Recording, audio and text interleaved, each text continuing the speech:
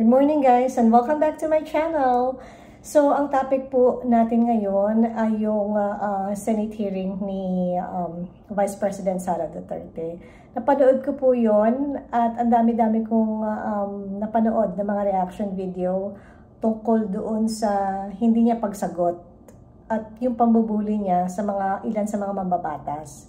So sa opinion ko, ako po ay na-disappoint dahil binoto ko po yan si Sara Duterte bilang Vice President of the Philippines at iboboto ko po siya sana na maging Presidente ng Pilipinas. Na-disappoint po ako doon sa attitude na ipinakita niya doon sa mambabatas kasi kung binubuli niya yung mga mambabatas ngayong Vice President siya, what more pag naging Presidente siya ng Philippines? Hindi niya masagot kung saan niya dinala or ginamit yung mga funds na ipinagkaloob sa kanya. Well, actually, this budget hearing lang naman, hearing to para doon sa hinihingi niyang 2 billion. For the record, for 2 years na, wala po siyang ipinakitang project. Yung DepEd niya, sablay. Tapos, lahat ng mga sagot niya, wala kang makuhang substance, kumbaga.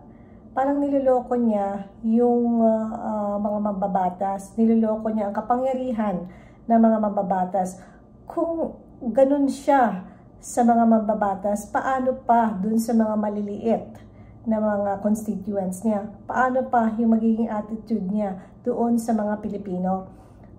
May mga Pilipino pa rin po, especially yung mga DDS, na nagtitiwala pa rin po sa kanya na sinusuportahan siya para ma-destabilize yung ating pamahalaan. Well, going back to 2016, I voted for Rodrigo Duterte kasi naniniwala ako na siya ay may kamay na bakal. Siya ay may kapangyarihan na baguhin ang pamamalakad ng pamahalaan, baguhin yung economy at makatulong especially sa mga mahihirap.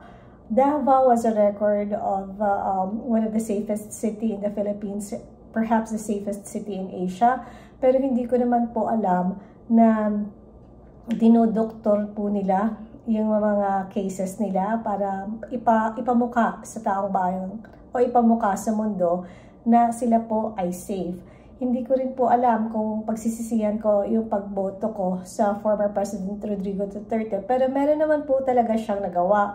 Unang-una sa lahat, ipinalibing niya si Apo Lakay sa libingan ng mga bayani. Pinuksa niya ang alaglag bala sa airport at inayos po niya ang Boracay. Marami naman siyang contributions talaga. Pero yung extrajudicial killing, yung mga tukhang-tukhang niya, yun yung mga sinasabi nila na hindi makatao, na walang due process. Sa tingin ko, ibibigay ko po yan sa pamahalaan. At during 2016, kasi wala tayong choice kung sino yung iboboto natin. Pero, isa po ako doon sa nagtanggol kay Rodrigo Duterte, doon sa mga bashers niya. And for now, Sara Duterte, binoto ko rin siya dahil magaling nga yung ama niya at naniwala talaga ako. Hindi man po ako DDS supporter, Marcos loyalist po ako, hindi man po ako Duterte supporter, pero naniniwala ako sa kakayahan ni Inday Sara. Yun nga lang nakaka-disappoint kung bakit nabuwag yung unity team. Unang-una sa lahat, kinalaban po niya si BBM. Hindi naman natin alam na yung plano niya pala i-destabilize yung pamahalaan para siya ang mamuno. Siguro utos ng tatay niya, utos ng DDS or whatever. Hindi ko alam din po kung ano yung balak niya sa bansa natin. But ano pa man, nalaman na natin kung ano yung tunay na kulay at plano ni Sara Duterte. Kasi lahat-lahat ng ibato niya sa pamahalaan, nagbubumerang sa kanya.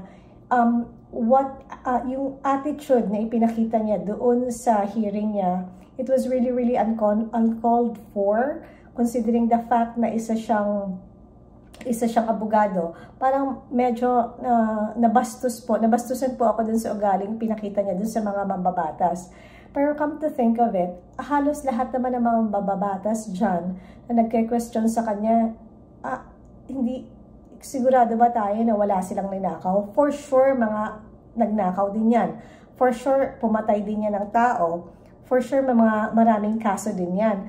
yung parang feeling niya, nandun ako, I sided with her doon sa feeling niya na pinagkakaisahan siya. Para kasing ganun ang lumalabas, na wala siyang kalaban-laban. Tapos halos lahat ay against sa kanya.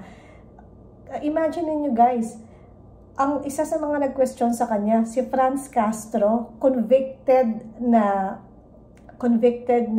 child abuser. Itatanong sa'yo kung saan mo dinala yung budget. Para nakaka-insulto in behalf of Inday Sara. Raul Manuel. Ito pa isa. Kini-question niya yung book na in-author ni Sara Duterte. Yun nga lang kasi, bakit kasi kailangan pa ng pera ng taong bayan na ponduhan yung libro mo para sa propaganda mo? Yung parang, niluloko nyo ba kami? Ganon?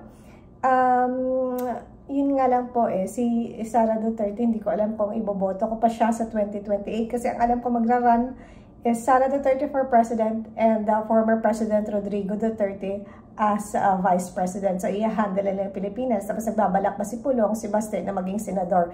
So, hawak talaga nila tayo sa liig kapag ganun ang nangyari. Pero, blessing in disguise na rin po kasi at least nalaman natin kung ano talaga ang tunay na ugali ng mga DDS. So, si Vice President Sara, yung mga simpleng tanong lang hindi niya maisagot. Hindi natin alam kung naiintindihan ba niya yung question. Paano niya i-represent yung sarili niya internationally kung ganun siya magsasagot. Yung nga sinasabi nila, entitled brat daw po si Vice President Sara Duterte, in which sa tingin ko ay totoo. Binoto ko po siya dahil naniniwala ako sa kakayahan niya. Pero hanggang ngayon po, wala naman siyang ipinapakita na may ginawa siya talaga sa pamahalaan. Iniwan niya tayo sa kasagsagan ng bagyo, nanood ng Taylor Swift concert. Ano pa ba? Pwede niya naman kasi, si Kibuloy, may kaso na yan sa Amerika. Pwede niya naman i-convince, kung talagang nagmamalasakit siya sa taong bayan, pwede na naman i-convince na sumuko ka na, harapin mo yung batas. Pero sa nangyayari, hindi po ganun ang nangyayari. Kaya hanggang ngayon, divided pa rin po yung Philippines, between DDS, between loyalists, at between yung mga dilawan. Pero nagpapasalamat din naman po ako sa mga dilawan dahil sinusuportahan nila yung pamahalaan. Kasi yun nga, wala tayong choice ngayon So, yun lamang po. So, hindi ko po alam na sa susunod na election kung iboboto ko pa po si Sara Duterte. Pero I was really disappointed doon sa unprofessionalism na ipinakita niya doon sa Senate pa lang. Just my 2 cents. Pwede niyo po ako i-bash, pwede nagkamali po ako. And habang maaga pa, alam na natin kung ano talaga yung plano nila. Maraming salamat po.